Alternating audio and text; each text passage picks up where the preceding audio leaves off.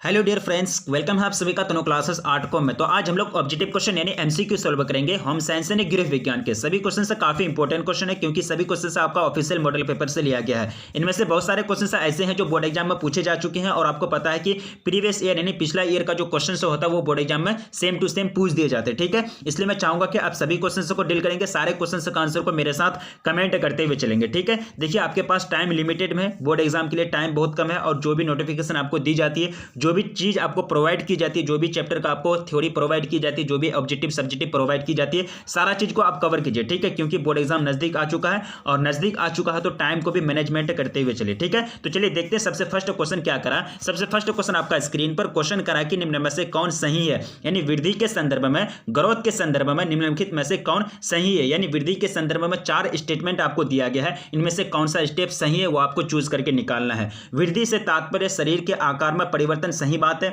वृद्धि होती है तो शरीर का आकार बढ़ती है, यानी वृद्धि होना क्या कहलाता है, शरीर का आकार में चेंज आता है, यानी मींस चेंज इन बॉडी। यहां चार्ज कर दिया, यहां चेंज होगा, यानी means change in body shape. यानी क्या होता है कि वृद्धि का मतलब क्या होता है कि शरीर के आकार में परिवर्तन, बिल्कुल सही बात है। उसके बाद सेकंड नंबर में दिया है, सेकंड ऑप्शन करा है कि निश्चित अवधि के लिए होता है, ये भी सही बात है। बच्चे क्या होते हैं कि बच्चे मतलब प्रौढ़ अवस्था तक बढ़ते हैं। आदमी क्या होता है कि बच्चे से लेकर के, यानी मानव जो होता है वह बच्चे से लेकर के प्रौढ़ अवस्था तक बढ़ते रहता है। ठीक है, उसकी यानी फिर प्रौढ़ अवस्था के बाद एक ऐसी आयु आती है, एक ऐसी आयु यानी एक ऐसा एज आता है, फिर वो बढ़ने नहीं लगता, मतलब उसका हाइट रुक जाता है, उसका हाइट और बढ़ने नहीं लगता है। तो ये जो वृद्धि होती है ये भी क्या होता है, निश्चित अवधि के लिए होता है, एक फिक्स टाइम के लिए होता है, ये भी बात सही है। अब सेकंड जो थर्ड ऑप्शन है वो है कि मापी जा सकती है, सही बात है, बिल्कुल वृद्धि को मापी जा सकती है कि एक बच्चा जो होता है वृद्धि कितना हुआ, 1 साल के बाद उसका वृद्धि कितना हुआ, उसके हाइट को मापी जा सकती है ना, तो ये भी सही बात है। तो तीनों के तीनों जो स्टेट हैं यानी स्टेटमेंट यानी कथन जो है तीनों के तीनों सही है वृद्धि के संदर्भ में, तो इनमें से सभी हो जाएंगे। ठीक है, growth means change in body shape, growth means growth is for a fixed period, growth can be measured, all of this right answer, यानी ऑप्शन डी करेक्ट आंसर हो जाएंगे फर्स्ट नंबर क्वेश्चन का। अब नेक्स्ट क्वेश्चन करा कि भाषा विकास को प्रभावित करने वाले कारक, यानी भाषा विकास को प्रभावित करने वाले जो कारक है वो कौन सा कारक है, अभ्यास है, फिर परिपक्वता है, फिर स्वास्थ्य है, फिर इनमें से सभी। देखिए भाषा को सीखने के लिए, भाषा अगर आप किसी चीज को सीख लेते हैं, जैसे कि अंग्रेजी अगर आप सीख लिए पूरा तरह से थ्योरी आपको मालूम है, लेकिन आपको प्रैक्टिस की जरूरत होती है, यानी अभ्यास की जरूरत होती है। तो भाषा विकास के लिए अभ्यास भी जरूरी होता है, यानी प्रैक्टिस भी जरूरी होता है। यानी भाषा विकास को प्रभावित करने वाले कारक, ये बहुत महत्वपूर्ण कारक है, प्रैक्टिस यानी अभ्यास। ठीक है, अब सेकंड में आता है परिपक्वता यानी मैच्योरिटी। अगर आपको परिपक्वता है यानी माइंड, यानी पूरा तरह से माइंड यानी दिमाग जो है, मस्तिष्क पूरा परिपक्व है, तभी आपको भाषा की समझ आएगी, भाषा तभी आप अच्छी तरह से समझ पाएंगे। तो भाषा विकास को प्रभावित करने वाले कारक ये भी हो जाएंगे। उसके बाद हेल्थ है, अगर आपका स्वास्थ्य है, अगर आप स्वस्थ हैं, तो आप जानते हैं कि स्वस्थ शरीर में ही स्वस्थ मस्तिष्क का निवास होता है। स्वस्थ मस्तिष्क का मतलब क्या करता है, डेवलप करता है। ठीक है, तो स्वस्थ भी होना बहुत जरूरी है, यह भी क्या करता है, भाषा विकास को प्रभावित करता है। मतलब तीनों के तीनों अभ्यास, परिपक्वता और मैच्योरिटी, ये परिपक्वता और स्वास्थ्य, ये तीनों के तीनों क्या है, भाषा विकास को प्रभावित करने वाले कारक है। तो इनमें से क्या हो जाएंगे, सभी, all of this right answer हो जाएंगे सेकंड नंबर क्वेश्चन का। अब नेक्स्ट क्वेश्चन करा है कि अपमिश्रण के उदाहरण है। अपमिश्रण के उदाहरण आपसे पूछा जा रहा है, होम साइंस का काफी इंपॉर्टेंट क्वेश्चन है। होम साइंस यानी गृह विज्ञान इतना इंटरेस्टिंग चैप्टर है, काफी इंटरेस्टिंग चैप्टर है। जब आप ये देखेंगे आपको पूरा समाज के बारे में, पूरा घर के बारे में पूरा तरह से जानकारी दी जाती है होम साइंस में, यानी गृह विज्ञान में। फोर्थ नंबर क्वेश्चन करा के अपमिश्रण के उदाहरण है, एग्जाम्पल ऑफ अडल्ट्रेशन। तो इसका राइट आंसर आपको चूज करना है, यानी सेलेक्ट करना है कि नकली को असली बताकर बेचना, या फिर बासी को ताजा बताकर बेचना, या फिर गलत लेबल लगाकर बेचना। तो सही हो जाएंगे। अपमिश्रण का मतलब क्या हो जाएंगे, अपमिश्रण के जो उदाहरण हो जाएंगे ये तीनों के तीनों हो जाएंगे। यानी selling fake items as original, यानी ओरिजिनल कह करके कोई फेक आइटम को आप बेच रहे हैं, या फिर selling stale item as fresh,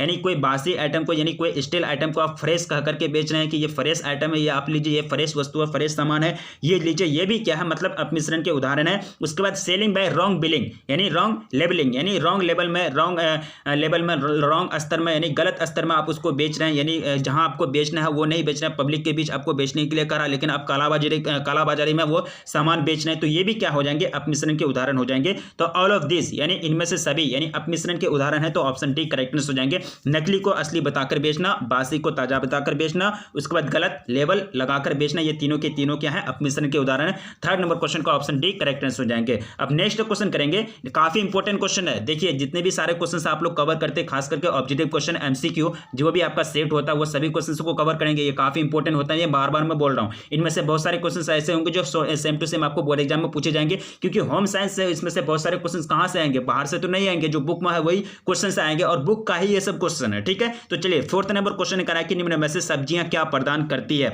which of the following is not supplied by vegetable, यानी क्या प्रदान नहीं करती है। ठीक है, तो सब्जी में जल भी होता है, रफेज भी होता है, खनिज लवण भी होता है, बाकी ऊर्जा जो है, ऊर्जा तो एक अलग चीज हुआ ना, ऊर्जा तो एक अलग चीज हुआ ना, ये तो प्रोटीन एक अलग चीज हुआ, जल एक अलग चीज हुआ, उसके बाद रफेज और लवण ये तीनों के तीनों चीज प्रदान करती है। नाभिकीय ऊर्जा होता है, उसके बाद जैविक ऊर्जा होता है, फिर रासायनिक ऊर्जा होता है। तो ऊर्जा तो एक अलग थ्योरी है, अलग चीज है, मतलब ऊर्जा के कितने प्रकार होते हैं। तो ऊर्जा जो होता है सब्जियां प्रदान नहीं करती है, बाकी जल, रफेज और खनिज लवण प्रदान करती है। Which of the following is not supplied by vegetable, तो हो जाएंगे energy, water, roughage and minerals are supplied by vegetable, यानी ऑप्शन बी करेक्ट आंसर हो जाएंगे 4th नंबर क्वेश्चन का।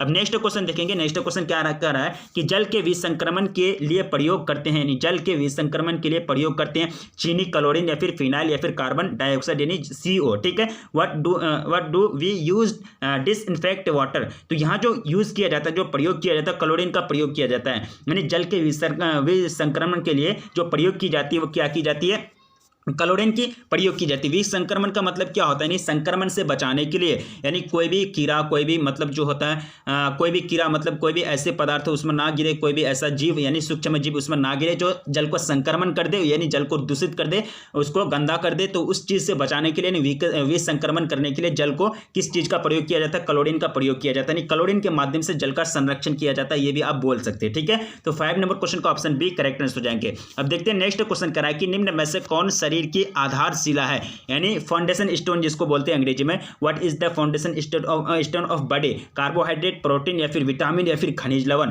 तो यहाँ जो आधारशिला होती है, जो शरीर की जो आधारशिला होती है वो क्या होती है, प्रोटीन होती है। क्या होती है, प्रोटीन को शरीर की आधारशिला कहते हैं, protein is the foundation stone of body. ठीक है, ऑप्शन बी करेक्ट आंसर हो जाएंगे 6 नंबर क्वेश्चन का। अब नेक्स्ट क्वेश्चन करा कि गृह विज्ञान का मेन जो पर्पस होता है, मेन जो उद्देश्य होता है वो क्या होता है, यानी मेन पर्पस, यानी the main aim of home science is to. ठीक है, आप होम साइंस पढ़ रहे हैं, गृह विज्ञान पढ़ रहे हैं, लेकिन आपको यह पता नहीं कि हम लोग जो गृह विज्ञान यानी होम साइंस से जो पढ़ रहे हैं इसका मेन उद्देश्य क्या होता है, मेन मकसद क्या होता है, भोजन बनाना या फिर अधिक धन कमाना या फिर पारिवारिक जीवन को उत्तम एवं सुविधापूर्ण बनाना या फिर वस्त्रों की सफाई। यहाँ बहुत सारे बच्चे ऐसे मिस्टेक करेंगे कि वो भोजन बनाने में टिक करेंगे, बिल्कुल गलत हो जाएंगे। आपका राइट आंसर क्या हो जाएगा, ये बिल्कुल गलत हो जाएगा। नहीं, भोजन बनाना नहीं होता है, यानी गृह विज्ञान के अंतर्गत आप बहुत सारे चीज को सीखते हैं, जैसे कि यानी पारिवारिक जीवन को कैसे उत्तम मतलब बनाया जाए, कैसे सुविधापूर्ण बनाया जाए, परिवार को कैसे चलाया जाए जो अच्छे लेवल पर चले, अच्छा स्वास्थ्य मिले, अच्छा मतलब ढंग से मतलब चले। तो ये सारी चीज जो अध्ययन की जाती है, सारे चीज के बारे में जो ज्ञान लिया जाता है वह गृह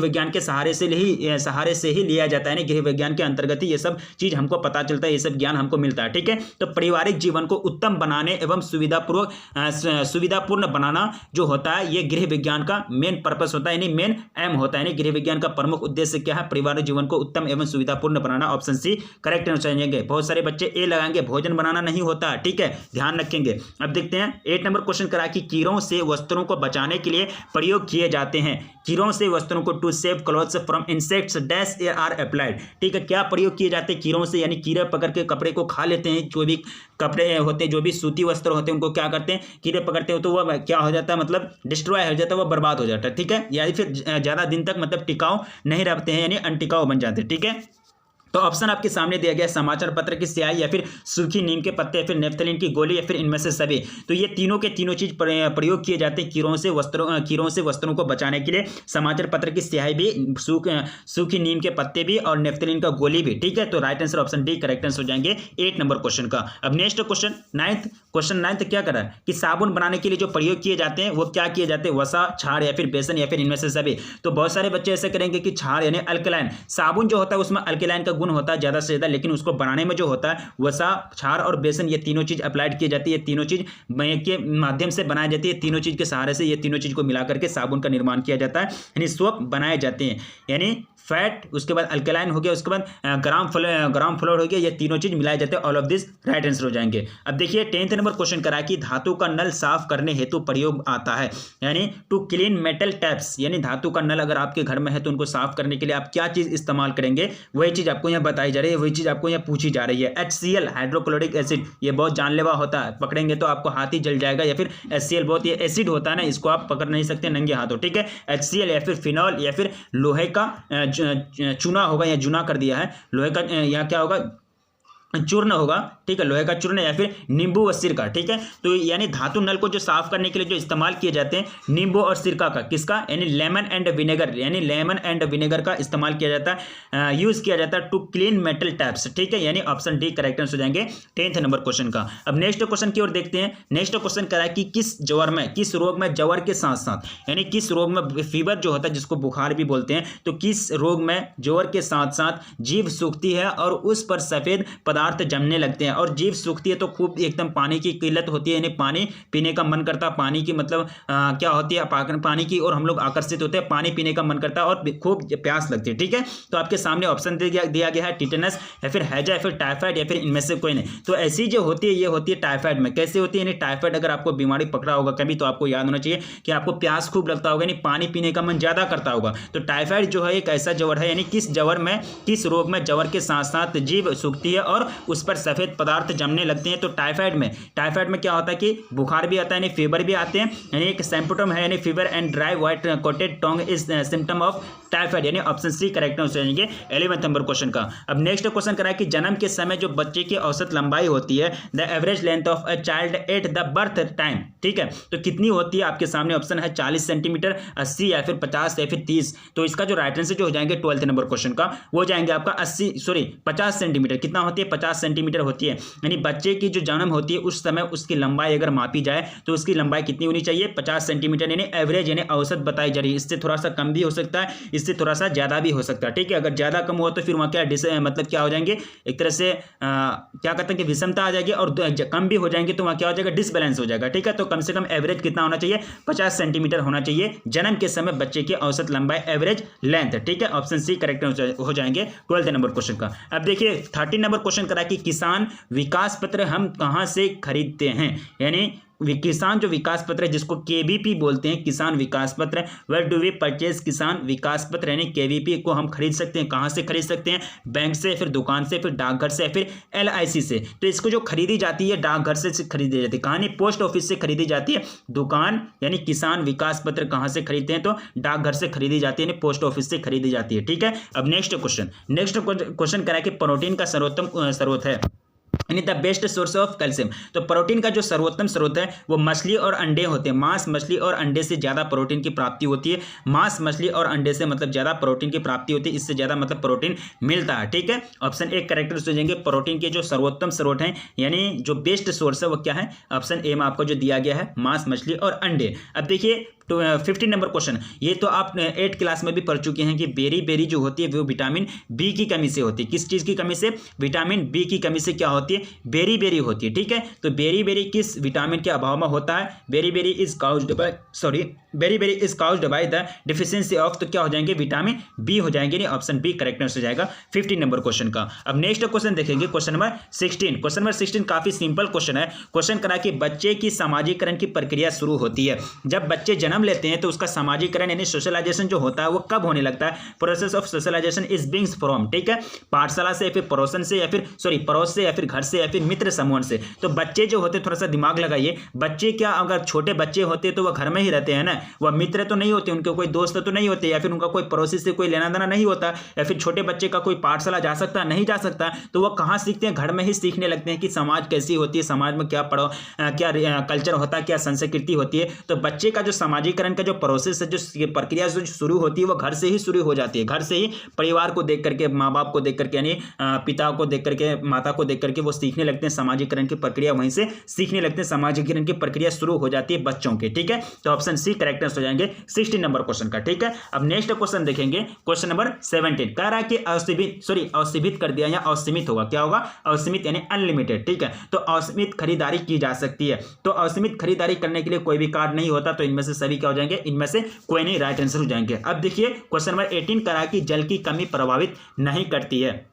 देखिए जल की कमी प्रभावित नहीं करती, किस चीज को प्रभावित नहीं करती है, भूख को, या फिर लार का कम बनना, या फिर निर्जलीकरण की स्थिति, या फिर रूखी त्वचा। तो जल की अगर कमी होगी तो आपको प्यास लगेगी ना, जल की कमी होगी तो लार का कमी होगा, यानी लार कम बनेगा। Scarcity of water does not affect hunger, या फिर less production of saliva, state of dehydration, dry skin. अगर आपके बदन में, अगर आपके शरीर में, आपके बॉडी में अगर जल की कमी है तो आपके अंदर जो लार है, जो सलेवा है, वो कम बनेगा और निर्जलीकरण की स्थिति होगी, मतलब आपके बदन में, आपके शरीर में जल नहीं होंगे और त्वचा जो स्किन होगा वो सूखने लगेगा। लेकिन भूख का रिलेशन है पानी से, भूख का कोई रिलेशन नहीं है। अगर आपको पानी की किल्लत होगी, पानी अगर आपको चाहिए, या फिर अगर आपको पानी, आपका शरीर पानी का डिमांड करेगा तो उसको क्या कहते हैं, प्यास बोलते हैं, ठीक है, नहीं प्यासा बोलते हैं, ठीक है। लेकिन अगर आपको एनर्जी चाहिए, प्रोटीन चाहिए, वसा चाहिए, या फिर कार्बोहाइड्रेट चाहिए, या फिर भोजन चाहिए, तो उसको हंग्री यानी भूख बोलते हैं। तो ये जल की कमी प्रभावित नहीं होती, यानी जल की कमी प्रभावित नहीं करती, तो भूख को प्रभावित नहीं करती। तो भूख तो एक अलग ही चीज है, जल एक अलग चीज है, ठीक है।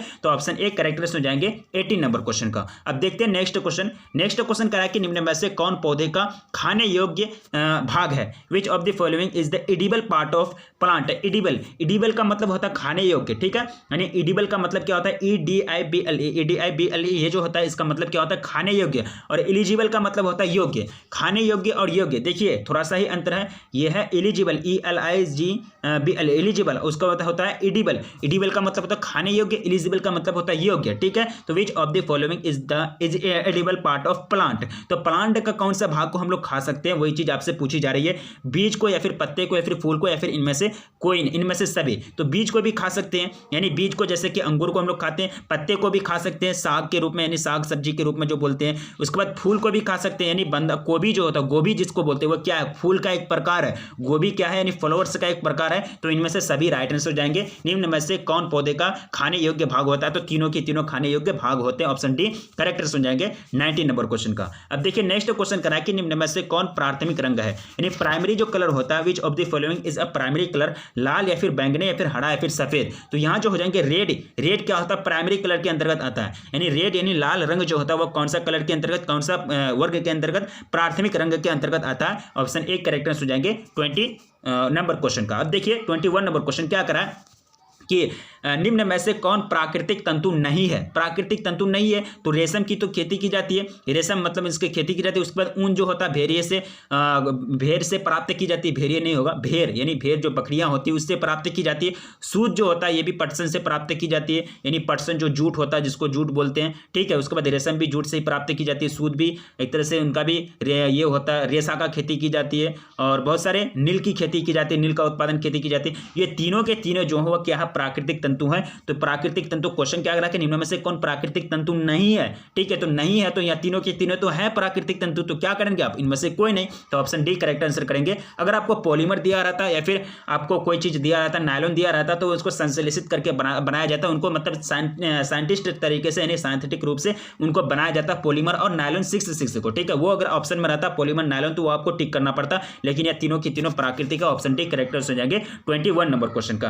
अब देखिए ORS, यानी ORS का मतलब क्या होता है, ORS इसका फुल फॉर्म होता है oral rehydration solution, oral rehydration solution, ठीक है। तो ORS पेय बनाने के लिए, यानी ORS पेय बनाने के लिए जो यूज किया जाता है, यानी बनाने के लिए इसे किसके साथ मिलाना चाहिए, दूध के साथ, सूप के साथ, जूस के साथ, या फिर इनमें से कोई नहीं। सिंपल सी बात होता है, ORS जब घोल बनाया जाता है, जब ORS तैयार की जाती है तो उसको ORS जो एक पाउडर आता है, ठीक है, पाउडर आता है, एक पैकेट में एक पाउडर आता है, उनको पाउडर को पानी में मिलाया जाता है। तो पानी में मिला करके ORS घोल तैयार किया जाता है, यानी ORS जो होता है बनाया जाता है किसके मतलब माध्यम से, पानी में मिला करके, ना कि दूध से, सूप से, या फिर जूस से।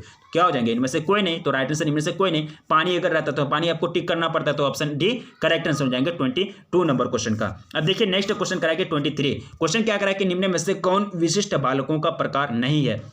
विशिष्ट का मतलब क्या होता है, स्पेशल, यानी विशिष्ट का मतलब क्या होता है, स्पेशल आपको दिया गया, which is not a type of special needs children, ठीक है। तो नीड्स चिल्ड्रन आर्थिक अक्षमता है, फिर शारीरिक अक्षमता है, फिर मानसिक अक्षमता है, फिर सामाजिक अक्षमता। देखिए विशिष्ट बालकों का प्रकार नहीं है, ठीक है। तो यहाँ जो हो जाएंगे विशिष्ट बालकों का प्रकार जो हो जाएंगे वो हो जाएंगे तीनों के तीनों शारीरिक अक्षमता, यानी जो एक तरह से फिजिकली डिसेबल रहता है, उसके बाद मेंटली, उसके बाद सोशल की दृष्टि से वो क्या रहता है, डिसेबल रहता है। तो ये सब क्या है, विशिष्ट बालक हैं। ये क्या है, एक विशिष्ट बालक है, है, एक स्पेशल बालक है और इन पर स्पेशल तरीके से ध्यान दी जाती है। और आर्थिक अक्षमता का मतलब ये हो गया कि उनके आर्थिक स्थिति इतना सही नहीं है, मतलब गरीब है या फिर इतना पैसा नहीं है जो मतलब आर्थिक संचालन कर सके, अपना जीवन जी सके। तो आर्थिक अक्षमता जो होता है ये बालकों का एक विशिष्ट यानी विशिष्ट बालकों का एक प्रकार होता है, ये नहीं है यानी। तो ये जो है आर्थिक अक्षमता एक विशिष्ट बालकों का प्रकार नहीं है, मतलब ये क्या है तो जनरल कैटेगरी में आता है, एक तरह से इनको विशिष्ट दर्जा नहीं दी जाती है। तो ऑप्शन ए करेक्ट आंसर हो जाएंगे 23 नंबर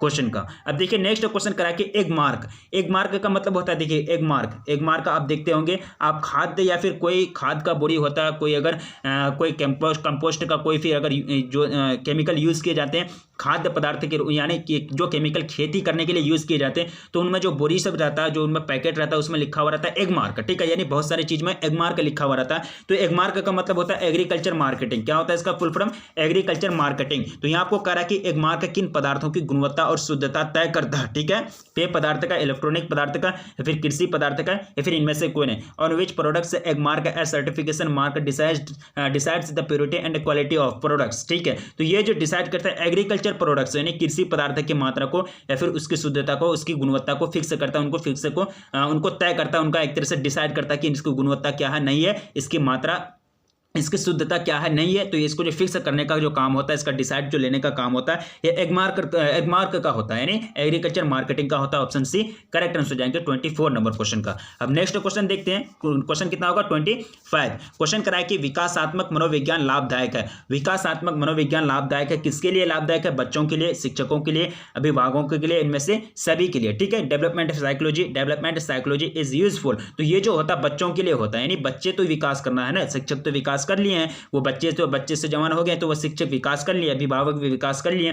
तो ये सब क्या है कि बच्चे के विकास के लिए विकासात्मक मनोविज्ञान जो होता है बहुत लाभदायक होता है, यानी डेवलपमेंट साइकोलॉजी एक यूजफुल होता है, बहुत बेस्ट होता है चिल्ड्रंस के लिए, यानी बच्चे के लिए, ठीक है। तो सॉरी चिल्ड्रन से बोले, चिल्ड्रन होगा यानी चाइल्ड का क्या होता है प्लूरल चिल्ड्रन ही होता है, ठीक है। तो 25 नंबर क्वेश्चन का राइट आंसर क्या होगा 25 नंबर क्वेश्चन का ऑप्शन ए करेक्ट आंसर हो जाएंगे। बच्चों के लिए जो साइकोलॉजी यानी डेवलपमेंट साइकोलॉजी होता है वो काफी यूजफुल होता है, ठीक है। अब नेक्स्ट क्वेश्चन देखेंगे 20 नंबर 6। आईसीडीएस कार्य करती है। सबसे पहले आप ये समझिए कि आईसीडीएस का फुल फॉर्म होता है क्या? आईसीडीएस का फुल फॉर्म होता है इंटीग्रेटेड, क्या होता है? Integrated child development, integrated child development services. Integrated थोड़ा सा सुन लीजिए, इंटीग्रेटेड चाइल्ड डेवलपमेंट सर्विसेज इसका फुल फॉर्म होता है। इसको हिंदी में क्या कहते हैं? एकीकृत बाल विकास सेवा। क्या कहते हैं इसको? एकीकृत बाल विकास सेवा कहते हैं हिंदी में। तो इसका जो मेन काम जो होता है आईसीडीएस का जो कार्य होता है वो क्या होता है? आईसीडीएस वर्क्स फॉर पुरुषों के लिए या फिर पशुओं के लिए या फिर पक्षियों के लिए या फिर बच्चों एवं महिलाओं के लिए। तो ये जो आईसीडीएस जो काम करता है ये बच्चे और महिला के लिए काम करते हैं। किसके लिए? बच्चे और महिला के लिए आईसीडीएस विभाग जो होते हैं, जो एकीकृत बाल विकास सेवा जो होता है ये काम करते हैं बच्चे और महिला के लिए, जिसने, ठीक है। तो ऑप्शन डी करेक्ट आंसर हो जाएंगे 26 नंबर क्वेश्चन का। अब नेक्स्ट क्वेश्चन करा कि मानकीकरण यानी मानकीकरण चिन्ह दर्शाता है, ठीक है। जैसे कि आईसीडीएस का एक ब्रांच होता है, आंगनबाड़ी जो होता है वो आईसीडीएस का ही ब्रांच होता है, क्योंकि आंगनबाड़ी में जो होते हैं बच्चे और महिलाओं के लिए महिलाओं के लिए काम होते हैं, यानी बच्चे और महिलाओं के लिए बहुत सारे काम होते हैं आंगनबाड़ी में। तो आंगनबाड़ी जो संस्था है वो आईसीडीएस का संस्था है, ये आप बोल सकते हैं, ठीक है। अब देखिए 27 नंबर क्वेश्चन करा कि मानकीकरण चिन्ह दर्शाता है, यानी स्टैंडर्डाइजेशन सिंबल डिनोट्स फॉर, किस चीज को दर्शाता है? वस्तु की गुणवत्ता को या फिर वस्तु में मिलावट को या फिर वस्तु के प्रकार को या फिर इनमें से कोई नहीं। तो मानकीकरण जो दर्शाता है वो वस्तु की गुणवत्ता को नहीं, क्वालिटी ऑफ गुड्स को दर्शाता है, यानी मानकीकरण चिन्ह दर्शाता है तो वस्तु की क्वालिटी गुणवत्ता को दर्शाता है। ऑप्शन ए करेक्ट आंसर हो जाएंगे 27 नंबर क्वेश्चन का। अब देखिए 28 नंबर क्वेश्चन काफी इंपॉर्टेंट क्वेश्चन है। क्वेश्चन करा कि उपभोक्ता संरक्षण अधिनियम यानी consumer protection act was implemented, ठीक है। तो ये कब मतलब अधिनियम लागू किया गया? उपभोक्ता संरक्षण अधिनियम कब लागू किया, कौन सा वर्ष में लागू किया गया? 1997, 1987, 1997 या फिर 1976 में। तो ये जो लागू किया गया था 1987 में, कब किया गया था? 1987 में, यानी 1987 को ये लागू किया गया था उपभोक्ता संरक्षण अधिनियम, ठीक है। तो ऑप्शन बी करेक्ट आंसर हो जाएंगे 28 नंबर क्वेश्चन का। तो कितने क्वेश्चन कवर किए? लगभग 28 क्वेश्चन कवर किए। सभी क्वेश्चन से काफी इंपॉर्टेंट क्वेश्चन है और होम साइंस यानी गृह विज्ञान के अपने दोस्तों को एक बार रिपीट कर देंगे, अपने दोस्तों को एक बार शेयर कर देंगे, क्योंकि उनको होम साइंस का शायद कहीं नहीं मिलेगा, शायद यूट्यूब में नहीं होता, ठीक है। बहुत सारे चैनल देखे लेकिन कहीं होम साइंस का इस तरह से नहीं बताया जाता, ठीक है। तो और आपसे रिक्वेस्ट की जाती है कि अगर आप चैनल पर पहली बार विजिट करें तो प्लीज चैनल को सब्सक्राइब कर लें। और आपको पूरी तरह से तैयारी की जाती है, हर एक चैप्टर की जो मेन एम जो होता है, मेन जो मटेरियल से होता है वो सारा चीज प्रोवाइड की जाती है।